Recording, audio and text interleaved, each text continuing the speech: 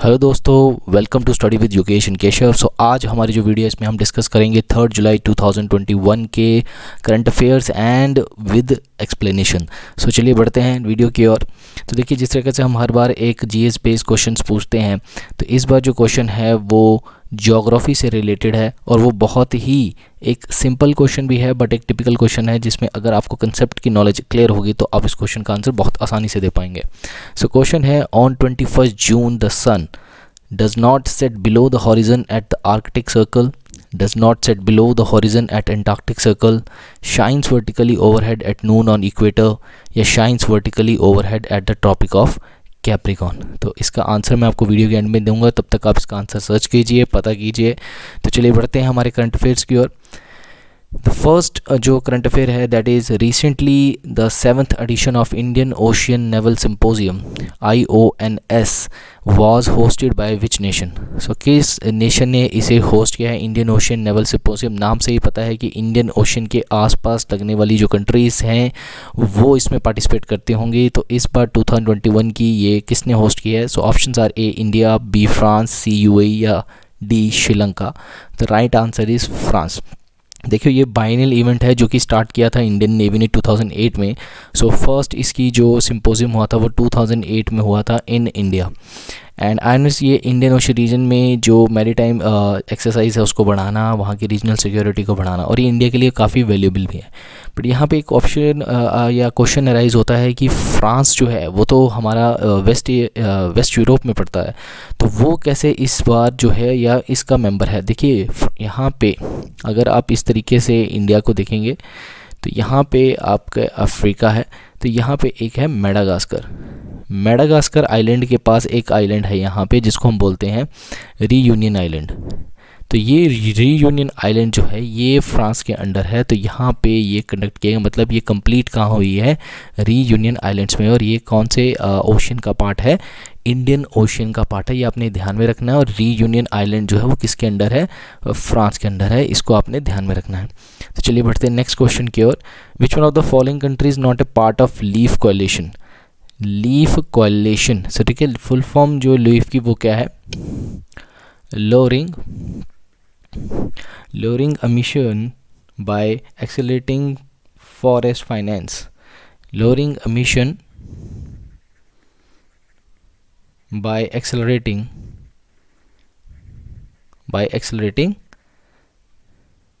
forest finance, by accelerating forest finance। तो ये collision जो है, इनमें से कौन सी कंट्री जिनके बीच में कोलिशन नहीं है?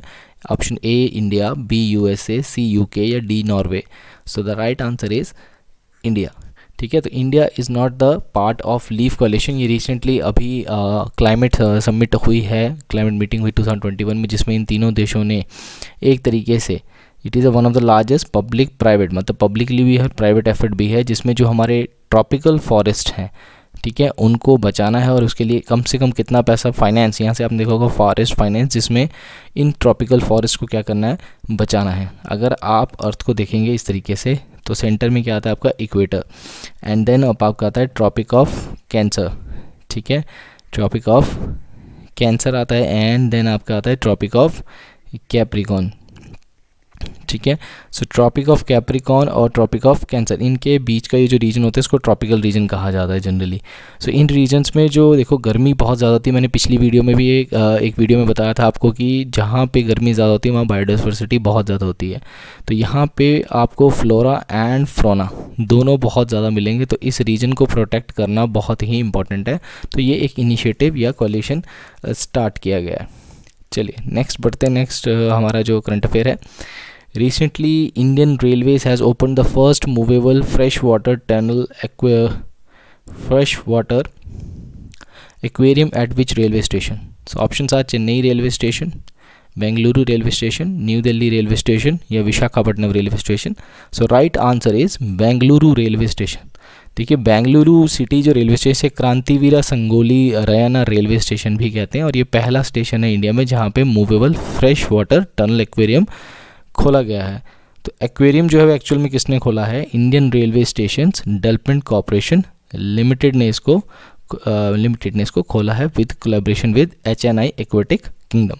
So this aquarium is one of its kind aquatic park, जो कि अमेजोन रिवर जो है साउथ अमेरिका में, जो कि दुनिया की कौन सी रिवर है, सबसे लार्जेस्ट रिवर है, ये याद रखना। ये हमारे को साउथ अमेरिका में मिलेगी, इसका मैक्सिमम पार्ट ब्राज़ील से गुजरता है। और जो लॉन्गेस्ट हमारी जो रिवर है वो रिवर नाइल है, ठीक है। रिवर नाइल जो है हमारी लॉन्गेस्ट रिवर है। तो चलिए बढ़ते हैं नेक्स्ट क्वेश्चन की। रिसेंटली ताल वॉल्केनो जो है इज़ इन द न्यूज़। देखो अभी रिसेंटली ये न्यूज़ में था, बहुत कम आपको ये क्वेश्चंस देखने को मिलेंगे, तभी मैं आपको बोलता हूँ कि इस वीडियो को ध्यान से देखेंगे। इसमें एवरी सिंगल थिंग जो न्यूज़ में है, जो कि आपके पेपर में हिट कर सकती है, वो पूछा जाता है। तो ताल वॉल्केनो भी रिसेंटली न्यूज़ में था। It is located in which country? Indonesia, Japan, Philippines या मलेशिया? तो राइट आंसर है फिलीपींस। देखिए रिसेंटली देखो यहाँ पे फिलीपींस ने देखो 5 टाइप के अलर्ट होते हैं, 3rd अलर्ट जो है वो दिया है कि ये कभी भी क्या हो सकता है, एक तरीके से एक्सप्लोड कर सकता है। इसको बोलते हैं फ्रीटो मैग्नेटिक इरप्शन, ठीक है। फ्रीटो मैग्नेटिक इरप्शन होता है जब आपका जो लावा, जो न्यू लावा होता है, ये न्यू मैग्मा, इनसाइड जो न्यू मैग्मा होता है, वो न्यू मैग्मा जो है वो वाटर के साथ मिक्स हो जाता है, तो वो एक बहुत ही ख़तरनाक एक्सप्लोसिव बन जाता है, जिसकी वजह से एक्सप्लोजन बहुत ज़्यादा होता है और जो लावा है, जो मैग्मा है, वो बहुत तेज़ी से बहकर मतलब वैलीज तक पहुंचता है। तो ये बड़ा डेंजरस है, इसलिए इसको पहले ही वो 3rd लेवल का अलर्ट इसमें डिक्लेयर कर दिया हुआ है, ठीक है। इस क्वेश्चन को आपने ध्यान में रखना है। अब ऐसा क्या है कि ये जो हमारी साउथ ईस्ट नेशंस हैं, यहाँ पे जो क्या बोलते हैं वॉल्केनोस हैं, ये बहुत ज़्यादा आते हैं। देखिए मैं आपको एग्जांपल के तौर पे बताता हूँ। सपोज करो this is your Alaska, okay, this is Alaska and here is your, this is your total North America, this is your Canada, ठीक है, and this is your US and this is your Mexico, and here you have Japan and here North Korea and here you have Philippines and Australia line भी आती है, यहाँ पे Australia भी आता है। तो ये वाली जो लाइन है टोटल, ये वाली, इसको बोलते हैं circum Pacific belt. Circum Pacific belt. देखो अर्थक्वेक्स कहाँ ज़्यादा आएंगे, वोल्केनोस कहाँ ज़्यादा आएंगे, जहाँ पे 2 प्लेट्स आपस में टकराती हैं। और वो 2 प्लेट्स कौन सी होनी चाहिए? मोस्टली कंटिनेंट टू कंटिनेंट हो सकती है, कंटिनेंट टू ओशन हो सकती है, या ओशन टू ओशन टकराव हो सकता है, ठीक है। तो ये वाले रीजन में कंटिनेंट और ओशन का टकराव होता है, और इन वाले रीजन्स को, इस वाले रीजन को बोलते हैं ring of fire. Ring of fire मतलब किससे रिलेटेड है? यहाँ पे +500 एक्टिव वोल्केनोज मिलते हैं, ठीक है। तो this region is very famous for active volcanoes, और ये ताल वोल्केनो जो है ये भी एक तरीके का एक्टिव वोल्केनो है, ठीक है। तो रिंग ऑफ फायर आपसे कभी पूछा जाए किससे रिलेटेड है, इट रिलेटेड टू वोल्केनोज, और ये this place is called as ring of fire because ये सर्कम पैसिफिक बेल्ट में यहाँ वोल्केनोज बहुत ज़्यादा आते हैं, ठीक है। तो चलिए बढ़ते हैं नेक्स्ट क्वेश्चन की ओर। Dash has launched its new app called Shopsy for online business. तो ऑनलाइन बिजनेस के लिए इनमें से किसने ये नई ऐप खोली है? तो options are a Myntra, b Amazon, c Flipkart या d Facebook. So right answer is Flipkart ने अभी रिसेंटली एक नई ऐप लॉन्च की है फॉर द स्टार्टअप्स और ऑनलाइन बिजनेस जो करना चाहते, तो नाम आपने याद रखना है। तो चलिए बढ़ते हैं नेक्स्ट क्वेश्चन की ओर। The oldest commercial bank in the country State Bank of India. SBI के बारे में तो आप सभी ने सुना ही है। सो SBI is celebrating it's 66th year on 1 July. What was it's old name? तो पहले SBI को क्या बोला जाता था? Bank of Bombay, bank of Madras, bank of Calcutta या इंपीरियल बैंक ऑफ इंडिया? तो राइट आंसर है इंपीरियल बैंक ऑफ इंडिया। देखिए इन तीनों बैंक्स को 1921 में मर्ज किया गया था, और 1921 में जब इनको मर्ज किया गया तो इनको इंपीरियल बैंक ऑफ इंडिया बनाया गया। इसी इंपीरियल बैंक ऑफ इंडिया को 1 जुलाई 1955 को SBI बनाया गया, ठीक है। उसके बाद SBI की जितनी भी एसोसिएट ब्रांचेज जैसे state Bank of Patiala, Mysore, है ना, इन सबको मर्ज भी कर दिया गया और एक सिंगल SBI बना दिया गया, ठीक है। तो ये इंडिया का सबसे ओल्डेस्ट कमर्शियल बैंक है। अब SBI के जो चेयरमैन हैं इस टाइम पे, SBI के जो इस टाइम पे चेयरमैन वो हैं दिनेश कुमार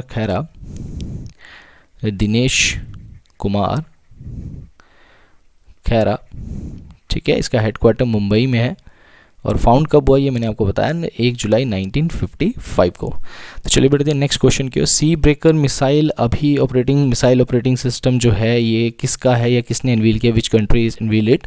तो options are France, Israel, US and UK. So इसका राइट आंसर है इजराइल। इसको याद रखना है कि सी ब्रेकर मिसाइल सिस्टम अभी राफेल की एक कंपनी है जिसका नाम है राफेल एडवांस डिफेंस सिस्टम, ठीक है। इसकी जो रेंज है वो 300 किलोमीटर तक है, ठीक है। सो ये आपने ध्यान रखना है कि ये जो डिफेंस मिसाइल है ये किसने लॉन्च की है। तो चलिए बढ़ते हैं नेक्स्ट क्वेश्चन की ओर। Which of the following launch the Salaam Dil से इनिशिएटिव, ठीक है। सलाम दिल से इनिशिएटिव ये किसने स्टार्ट किया, which bank. So ICICI bank, HDFC bank, axis bank या yes bank.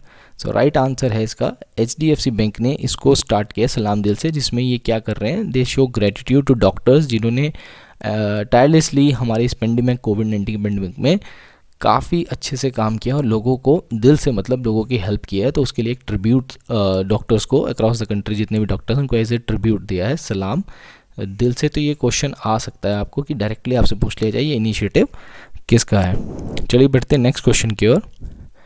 India's first indigenous drone defence dome has been developed by Hyderabad based Green Robotics. What is the name of the drone. So देखिए अभी recently आपने देखा होगा कि Jammu air force station पे 2 air drone attacks हुए थे हमारे M17 रैप्टर के पास। तो उसके बाद ये एक ऐसी न्यूज़ जो है बहुत अच्छी न्यूज़ है इंडिया के लिए। तो हमें नाम बताना है कि उसका नाम क्या है। द ऑप्शंस आर इंदिरा जल, गंगा जल, राम जल या एंटी ड्रोन सिस्टम। तो इसका सही आंसर है इंदिरा जल, ये इसका राइट आंसर है। ये आपने ध्यान में रखना है, ये काफ़ी सही है हमारे इंडिया के लिए, सिक्योरिटी के लिए। इस तरीके के इक्विपमेंट्स और इस तरीके की इंटेलेक्चुअल हमारे देश में होनी चाहिए। बट हमारे लास्ट क्वेश्चन जो कि हमने 1 सेकेंड इसकी आप रेंज लिख लीजिए, इसकी रेंज लिख लीजिए कि ये कितने एरिया को कवर करता है।